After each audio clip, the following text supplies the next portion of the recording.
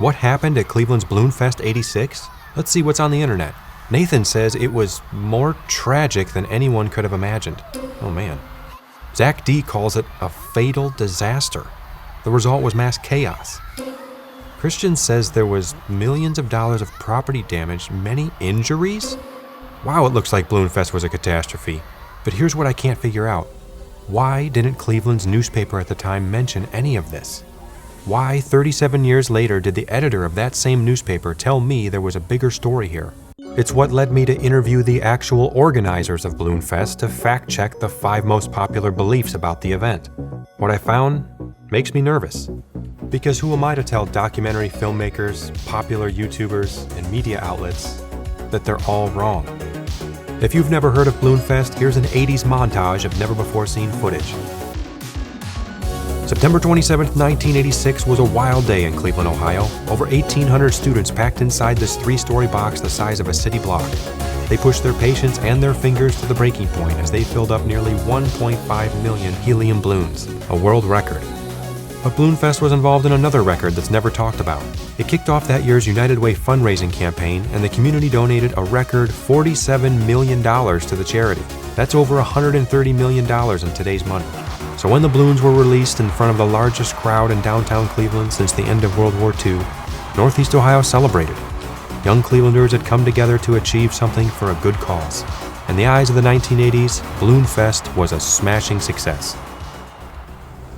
Then came the weather. Even though the organizers had released the balloons early to avoid incoming rain, some unforeseen mishaps dampened the celebration. But BalloonFest was going to fall victim to a different kind of storm. One that rolled in 30 years later.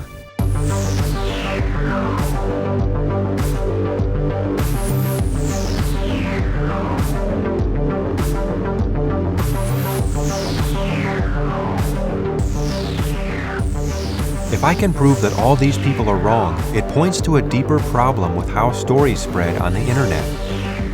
It's time to hear the real story of BalloonFest, starting with why United Way attempted the Guinness World Record in the first place. I'm on a flight to Los Angeles for a United Way meeting. The centerfold of Life magazine was this incredible photograph of 1 million balloons released for Disneyland. And it was magnificent. And the small hairs on the back of my neck rose when I saw that. And the seed of the idea was planted in my brain at that time. This would be awesome for young people to do. So when I got back to the office, I started doing some research. Google wasn't around then, to find out who was the person that actually pulled this off. And I came upon Treb Heining's name. And I called him. And he said, you're the one that did the release in Disneyland. I said, I am. He said, well, I'm George Frazier, I'm with the United Way of Cleveland, and we want to do that here. George had something in his voice. I said, okay. So he laughed. He was very nice. He said, Mr. Frazier, that's impossible. You have no idea what it took, and Disney was behind it. I said, Treb, if anybody could top your record, it would be you. We set up in a meeting in Cleveland.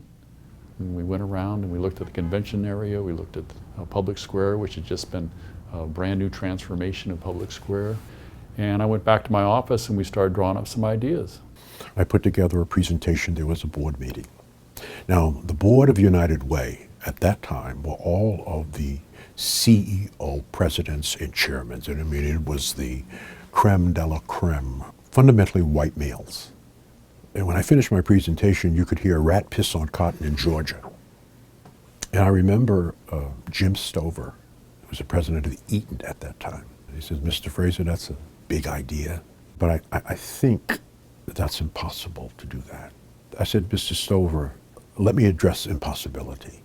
The beauty of this idea, not only will it involve a couple of thousand young people, but I think morally and spiritually, philosophically, will demonstrate to the world, and certainly to Clevelanders, that when people work together, East Side, West Side, Black, White, and Hispanic, that we can make the impossible possible. He said, that's the greatest little pitch I've ever heard. He said, I think you're right. Let's do it. With the green light given, George and Treb found out they had something in common, the desire to go big. Instead of just breaking the Disneyland record, they wanted to double it. To scale up that much, someone had to invent a way to fill, hold, and release balloons that had never been done before. We had 1,000 tubes of 1,000 balloons for Disney. But there was no way that was going to work any bigger than that. One of our key engineers, a man named Bill Chappelle, had come up with this concept of the bin. So it was up to me to figure out how to get it done. You can calculate the lift on a balloon. X amount of cubic feet of helium gives you X amount of lift. And we said, we need something that can hold 25,000 pounds of lift. So I said, well, we need a net. What is the most sophisticated net that could possibly exist? Just off the top of my head, I said, who did the cargo nets for the space shuttle, I wonder? Tom Hollowak tracked down the manufacturer, West Coast Netting, in Los Angeles. He walked in with his sketch of a 200-foot wide structure and asked owner Bill Kirkland if a net could hold 25,000 pounds, about the weight of 6 cars, without breaking. You guys are the net people. Let's figure this out. And that was really when we knew it could be done. With a plan on paper, the next step was seeing if people would buy in. In 1986, Cleveland could be described as a once great city down on its luck. Manufacturing jobs had dried up, and the town was still reeling from national embarrassments. People were drawn to anything that could lift their spirits. The key to understanding the 1980s in Cleveland lies in the 1970s. The 70s were arguably the worst decade in Cleveland's history. A mass exodus from the city, the population plummeted. Its reputation had hit rock bottom. Well, that was it after the Cuyahoga River burning and the mayor's hair catching on fire and all those kind of fun-filled events that happened back in the 70s. Yeah, they were looking for it to be the all-American city. The timing was perfect to try something like this. There was a lot of things they tried in the 80s because we were trying to erase in the nation's mind what happened here in the 70s. Everywhere I talked to people, they said, we don't want to be thought of as a mistake on the lake anymore. This is our chance to hold our head up high. What it comes down to is say, okay, Disney did 1 million balloons. Cleveland is going to do 2 million. That's when I became almost like a representative of the people of Cleveland. I really wanted it to work for them. It was one thing for people to like the idea. It was another thing for someone to get up at 3 a.m. on a Saturday and tie balloons for 8 hours. Carol Horn had organized volunteers in the 1985 Disneyland release. Now Treb Heining sent her to Cleveland to begin contacting high schools. I don't really remember an enthusiasm about breaking the Disneyland record, but just doing something that gets us, that gets Cleveland and these kids being part of it into the Guinness Book of World Records. They pitched it as helping out United Way, plus they also pitched it that, about the Guinness Book of World Records with the number of balloons, and just being a part of something like that. And that we would be helping out that endeavor as well as helping out United Way. So Carol organized meetings. I would come back and we would peel off maybe 3 or 4 a day, where I would go to large auditoriums filled with the students, put on a presentation with slides and music of all the things I had done with balloons. We had just done the Olympics in Los Angeles in 1984. I had a lot of things under my belt with Super Bowls and things like that. And then I showed the students primarily what they're going to need to do, which is tie just 3 balloons per minute. And then I would say to them, is this something you guys think you can do? And it was like, yeah, we can do it. Okay, so we have this school, and we start checking them off, And the deal with the schools, and the students might not have known this, but we gave each school a nice honorarium. That came out of my budget, my way of giving back to the arts and the music program. Carol Horn only had 6 weeks to sign up as many as 2,500 students. At the same time, the United Way had to start getting approval from city leaders, beginning with the building department. Normally building inspectors don't have to worry about a building taking off and flying away. the amount of lift that would be provided by 2 million balloons was something that they never really had to calculate before. The building department insisted that the bin be held to the same standards as a permanent structure, meaning that an engineer had to certify that it would withstand wind speeds of up to 90 miles per hour. While waiting for a structural engineer to revise his plans, Tom Hollowak contacted the FAA to ask about the airspace above downtown Cleveland. We couldn't have done this event unless I had talked to the Federal Aviation Administration.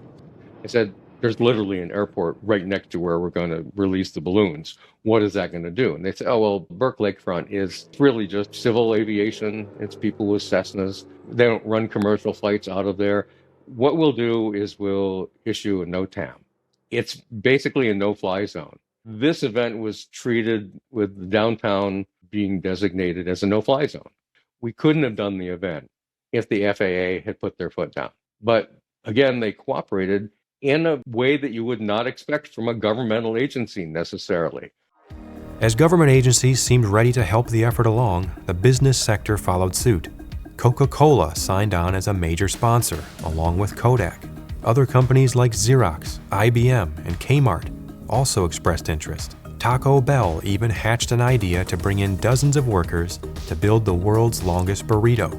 BalloonFest had caught on in Cleveland.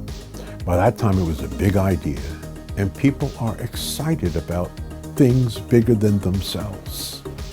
The big reason George wanted to do it was getting youth involved with doing something not for themselves.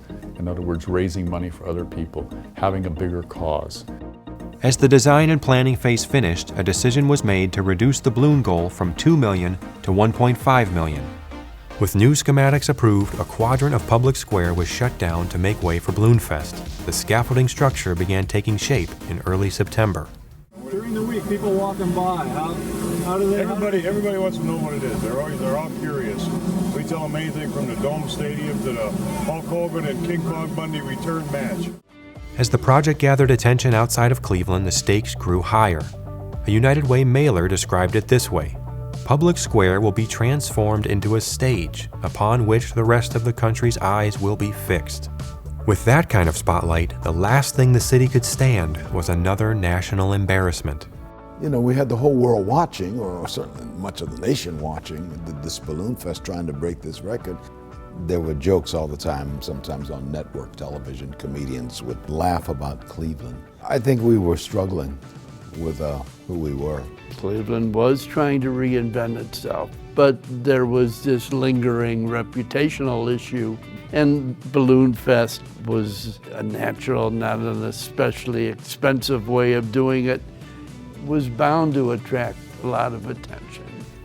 The hopes of a city, months of hard work, and a $500,000 project price tag were riding on the shoulders of the organizers when the weekend of BalloonFest arrived. What few people at the time realized was how close the entire event was to never happening. The night before, I was staying at the Stover Hotel right there overlooking the bin. Everything was set up. We had inflatables all around the edge of the bin because the idea was the inflatables were going to lift the two sides of the net and then the balloons would release. And all of a sudden I heard something outside that sounded like a diesel engine or something like that. I look out the window and I see the wind. They have those newspaper dispensers on the corners at Terminal Tower. And I saw one of those stand up on one foot and start to twirl around like a top and then get blown away. And one side of the bin, the fabric that was there was flapping. The inflatables were popping off like popcorn, just gone. The estimate was that it probably did gust to somewhere between 60 and 90 miles per hour. And it damaged the netting that was tied to the bin. And unless that was repaired, there would be no balloon release. I was devastated at that point. Here it is, 9:30, 10 o'clock at night, and we had worked for so many months on this event. And I said, you know, I've been very lucky in my career, lots of outdoor events. We've always been very fortunate. I said, but I believe our luck has run out. The crew looked at me and said, hey, you go to bed, get some sleep. We'll take care of this. We're going to go. Tom Hollowak and the Balloon Art crew pulled an all-nighter, working feverishly to repair the net and the tarp. At 3 a.m., volunteers and students began arriving at Public Square, but it was unclear whether the bin would properly hold the balloons. Project BalloonFest. What month is it? September 27th, 1986.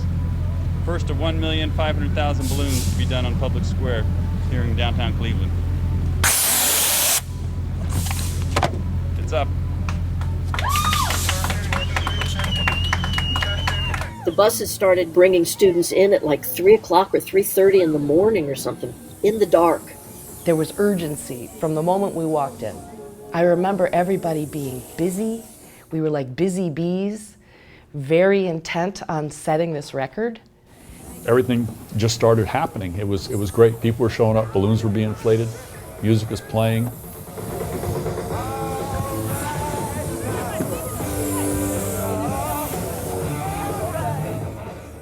Once the kids came and started releasing the balloons into the net, we were committed. We thought that we had patched all the holes, but there was one very important one that we had missed all the way in the very center of the net, at the highest point. After enough balloons had been let loose so that it domed up in the center, all of a sudden, balloons started to escape out of the middle of the net. My cherry picker couldn't reach it. I called in a favor. I had the home phone number of the fire chief. He had said, if you ever need anything, just give me a call. It was a very unimportant thing, but he mustered his tallest cherry picker, which was 150 feet. And he sent them down, and one of his firemen, I taught him basic net mending, and they boomed out over that, and they fixed that hole in the top of the dome. And after everything that we had gone through with the microburst and everything like that, if the fire department of the city of Cleveland had not taken this seriously, the event would have failed. We're reaching about 750,000 balloons right now. We're a little more than halfway. You guys are not only doing it, you're doing it in record time. It's unbelievable. Keep up the good work. Because those volunteers, and they're blowing up those balloons, the people that built everything, it worked like a science. And as more and more balloons went into the net, they would just rise into this giant dome over the one quadrant of the square. Our fingers would get sore from tying over and over. And there were people walking around with rolls of medical tape. And I'd call one over and they'd come and they'd tape up my fingers. Can't even imagine how many balloons I tied. And then once we pulled the tape off, our fingers were fine. And to see the joy on the face and the fun that they were having was just, to me, wonderful. As the net got fuller and fuller, it started to move in ways that we couldn't have anticipated it was going to move because it just got torn apart by the storm. And the net started to get caught on some of the scaffold bolts. Each time Tom untangled the net, the bolt would just catch another part of it. There were dozens of places getting caught, and any one of them would ruin the balloon release. Thinking quickly, Tom brought down 5 plastic wastebaskets from the crew's hotel rooms. Slicing the cans into flat pieces, he covered enough bolts to allow the net to slide freely by. And so it wasn't until about an hour before the event actually happened, just before 2, where I actually could say to Treb, I think this is going to work now. You know, we have the best United Way organization in the United States of America, and we all ought to be proud of it. And this year's United Way campaign is going to be the best Cleveland ever had because of you. And thank you so very, very much. Tom Hollowalk was in touch with at least 2 or 3 different weather agencies all the time. And so the day was sunny and bright, a nice fall day. And so we thought we were free and clear. Those inflatables that we had lost the night before, those are big balloons, they're 10-foot spheres. And we had made some calls early in the morning, somebody in Chicago, air freighted balloons in, they got there about 10 a.m. and we inflated them, so we had replacement balloons to lift the net up. Not enough to do both sides, but enough to do one side. So when we were getting ready, I was a little bit nervous about, okay, we're only gonna have one side of the net go up. Is this all gonna go okay? Maybe an hour before the official release, as I remember it, we got notice from the Weather Bureau. We got this call that there's a possible. I said, listen, there's a storm blowing in from Canada. It is not that big, but it is going to go downtown Cleveland. It's about an hour or so away. You need to make a decision.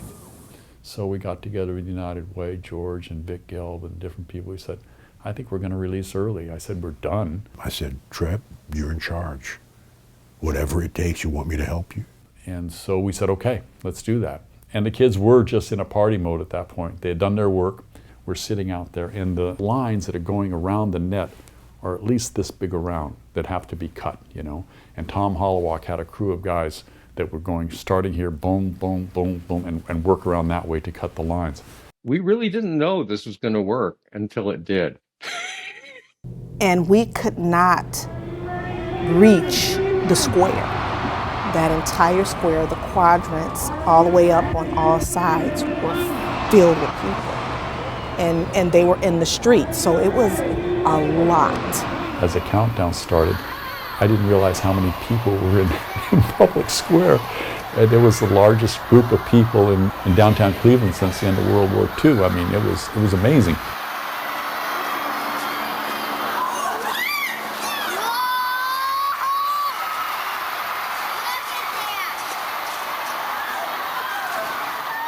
The balloons were released. Pictures snapping, cameras going off, people cheering. It looked like an atom bomb of joy in 50 different colors. You couldn't take your eyes off of it. There were 2,000 people there jumping up and down. It was extraordinary. And you know, I think it was more awe than anything else. Like almost like lava out of a volcano, you know what I mean?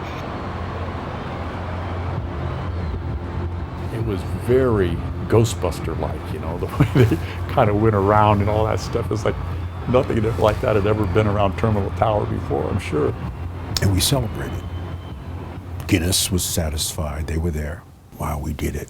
We did it. We did it. They got up into the air until we couldn't see them anymore. I would say probably a half hour after the balloons released, what I would call is a squall came through the area. It was a type of light rain that you don't even put an umbrella up for. It was just kind of like annoying. And it lasted maybe 10 or 15 minutes. And then the sun came back out, and it was again a beautiful fall day. We thought perhaps we had escaped this drama that we ultimately ended up having.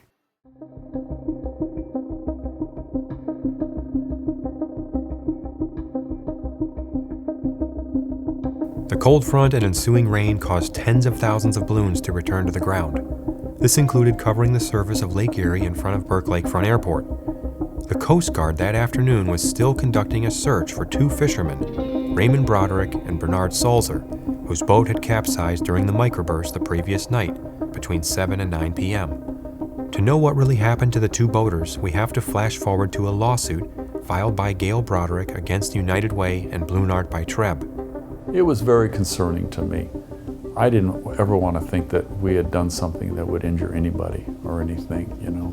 During the depositions or shortly thereafter, the attorneys found out, they said the autopsy reports came back from the boaters and they had been, it confirmed that they had died the night before. It had nothing to do with the balloon release. They were still looking for them, but when they did all of the time sequences of it, there would be no way that two people could survive in that temperature for 12 to 14 hours.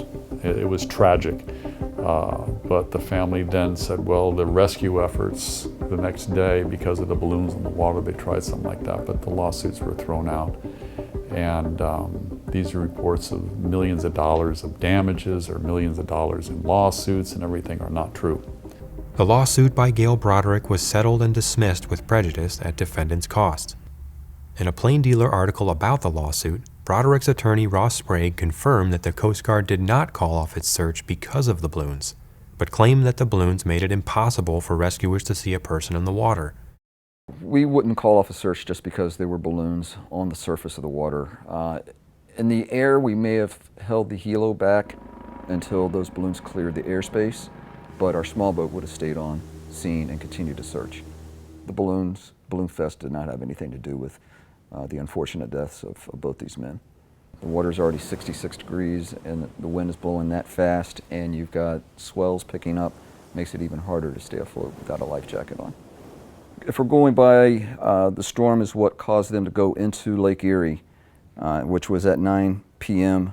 on the 26th, then functional time for Mr. Sulzer would have been 10 hours, and he would have had functional time to about 7 a.m. on the 27th. And for Mr. Broderick, to about 10 a.m. BalloonFest had nothing to do with their deaths, in my opinion. That's me, Roger Rice, not the Coast Guard's opinion or anything like that. That's my opinion. BalloonFest wasn't a fatal disaster, but was it responsible for many injuries and millions of dollars of property damage? Oh, that's baloney. I watched it. There was no chaos in the streets. The aura at the time wasn't disaster. It was, isn't this interesting?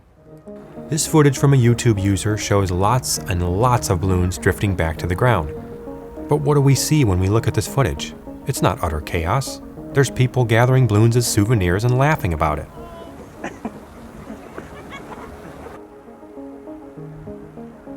You can watch the whole home movie on YouTube and see for yourself. Many injuries. There were many injuries from this thing. No, there were not. There were no injuries. Millions of dollars in property damage, utter chaos, balloons screaming back down to the earth. No, no, no. I don't recall hearing anything about any problems until much later, actually. Everybody was excited that they had made the Guinness World Records challenge, and that was all they seemed to worry about. Obviously, there was a lot of publicity, a lot of photographers there from around the country that were covering it. One of those photographers was Tom Sheridan, who was poised on the Lorraine Carnegie Bridge to capture these incredible shots. I could hear the crowd roar with excitement all the way in Public Square. The wind was coming out of the north, so the balloons swarmed right at me. Shortly after they passed over me, the wind shifted. I don't remember the balloons falling immediately. They just reversed course and headed north. I also didn't encounter any chaos or see any dead birds in the days that followed. It was a different story on Interstate 90. The highway next to Burke Lakefront Airport was jammed with people still trying to get into downtown for the balloon release. There was a 10-car crash. We didn't find out about that until much later. Just people trying to drive and look at these balloons being released, basically. And then some of those balloons coming down on the highway, which certainly can distract your attention. But they were balloons. It wasn't rocks coming down.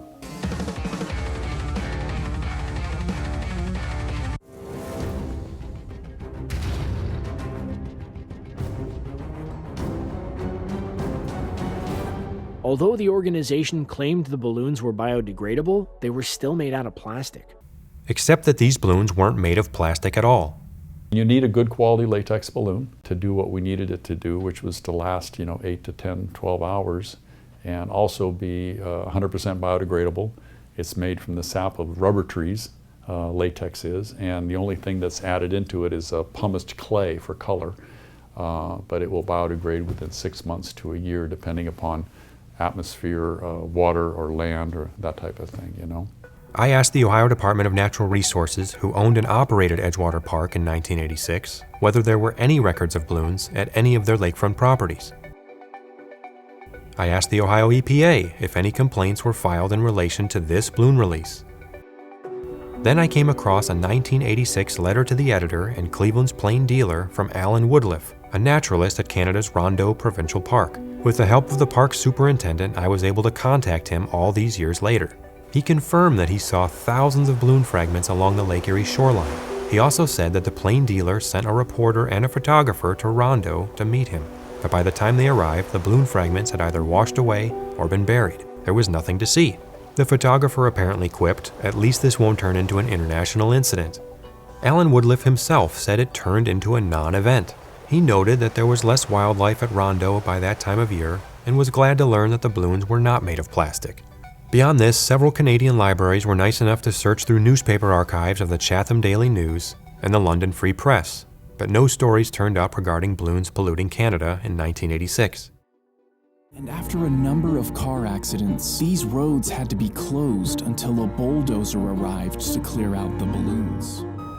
You're telling me that the plane dealer sent a reporter and a photographer to look at balloons on a beach, but somehow missed it when Cleveland's own streets were so full of balloons that a bulldozer had to come? A helium latex balloon, when it gets any moisture on it, will come to the ground. Once it dries off again, then it takes off again and floats away. The ecological factor of balloons, that was not even something that was in the public consciousness back then. The general consensus was these balloons were going to go up and head out over Lake Erie and disperse, and God knows how long before they would pop and, just descend. Today, balloon releases are banned in certain cities, including Cleveland. We know a lot more as a society 35 years later than we did back then. Balloon fragments can kill birds, fish, and likely some mammals because they cannot be digested. BalloonFest cause a nuisance to places like Rondo Provincial Park, and mass balloon releases can be harmful to wildlife. I'm not saying balloon releases should be done today, but was this event an environmental disaster?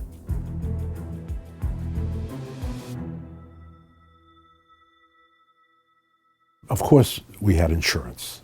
You don't do something like that unless you have insurance, and insurance was expensive. But it was a one-time thing. We started getting a couple of complaints. One was from a horse farm, that some balloons had fallen and spooked their horses. And because we were insured, United Way settled the horse farm complaint. I think it was about a $5,000 settlement, a nuisance settlement. That was it. That was it. To recap, the lawsuits by Gail Broderick and horse owner Louise Nowakowski both ended with settlements that were paid out by an insurance policy, not by United Way. And it turns out the horse wasn't just spooked by the balloons, but by some people who went after the balloons on the property next door.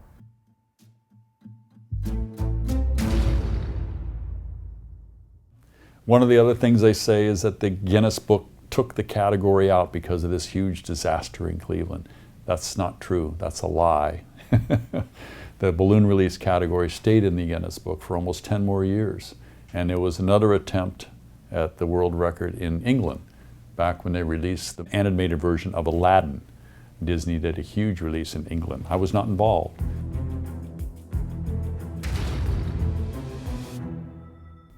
We've addressed 5 of the biggest misconceptions about BalloonFest.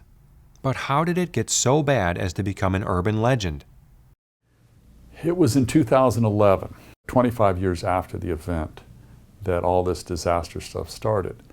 And it started with an article by a gentleman named Michael O'Malley that ran, I think, in the Plain Dealer. And he had not really done research, in my opinion, on the event. And all this stuff came out about a disaster and all the balloons coming back down and clogging waterways in Canada and doing all this stuff. And I remember when the article came out, I called him up, got him on the phone. I said, Michael, what are you doing? This is Trev Heining.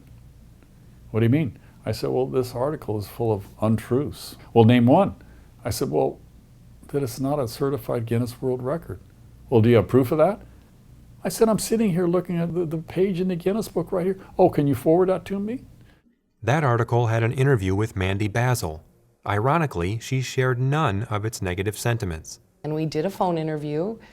It wasn't very long. I was surprised at the negative tone of the article. I didn't expect that because in my memory, it was not negative at all. Everything about it was positive. The current editor of cleveland.com and the Plain Dealer, Chris Quinn, was Metro editor in 2011 when the article ran. So I don't blame Michael O'Malley for this. It's mine. If there was a problem with that story, and there were some deficiencies in it, we should have dealt with them as editors. It's clear that that story painted an incomplete picture that opened the doorway for later people who don't care about accuracy to say ridiculous things. Probably the most damage one could possibly hope to achieve with balloons. It hit its high level of badness with the Atlantic Monthly when they recommended highly this YouTube short documentary that said ridiculous things. That was the height of it. And I don't use the word lie a lot, but these are blatant lies that are then regurgitated on the internet, and each one seems to get more and more. Pedestrians were also at risk, with many being hit by the falling balloons. Emergency services were overwhelmed, with police and firefighters struggling to keep up with the number of calls they were receiving. This caused widespread power outages and disrupted communication networks, making it even harder for emergency services to respond to the situation. Anybody can say pretty much anything they want. As far as BalloonFest goes, it pretty much is the poster child for what's wrong on the internet right now. If we have any culpability in starting us down that road, then I felt it's our responsibility and really our privilege to restore it, to remind people that this was a good thing for Cleveland. This is long before people thought balloon launches were bad for the environment. So you can't use the prism of modern thought on what was happening in '86. In '86, balloon launches were a big deal, and this was, for Cleveland, a big deal. First Amendment attorney David Marburger is not surprised that untrue stories could create such a draw on social media. I've had several First Amendment cases where speech on social media was the issue, and so I've had to examine the Twitter accounts of a whole lot of people. The only reason for posting anything is to get people to react to it. So the predominant theme is hyperbolic disapproval.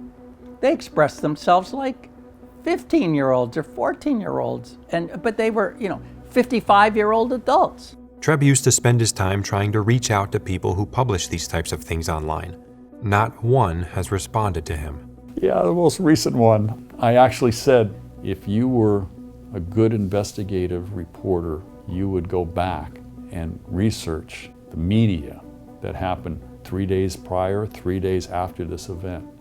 And if you find any of the media, any of them say disaster or failure once, I'll buy you and your crew a Rolls Royce of their choice. How's that? Didn't hear anything. I don't think we as a community did a good enough job of focusing on the positive and what it did. And I think we allowed the negative stories to take foot and overshadow everything else. It was a big, happy, successful event. I felt privileged that I was a part of it. We talked about it a lot for a couple years, and there was nothing negative about it.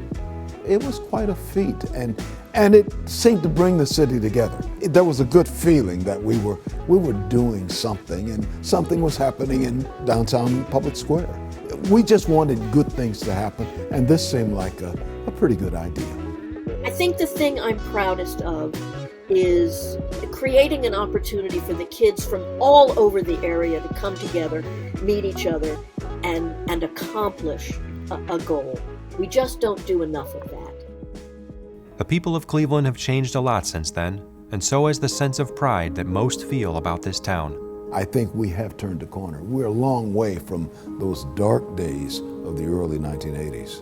We were at a crossroads, and I think we've come out of that fairly well. There's still some problems, and we just have to keep working at it. But I think we also have to believe in ourselves. And what BalloonFest did was show the world that Cleveland is a great city, that when Clevelanders put their minds to something, they can get it done. And I said in the quiet of my own mind many times, give this some time and people will see the good in it when they look back and deeply reflect on it. Ultimately, the good will come out. There were many good aspects of BalloonFest, but the spirit of those young people from 1986 stands out the most. Someone was bold enough to tell them that when we work together, East Side, West Side, people of all backgrounds, we can make the impossible possible. They believed it.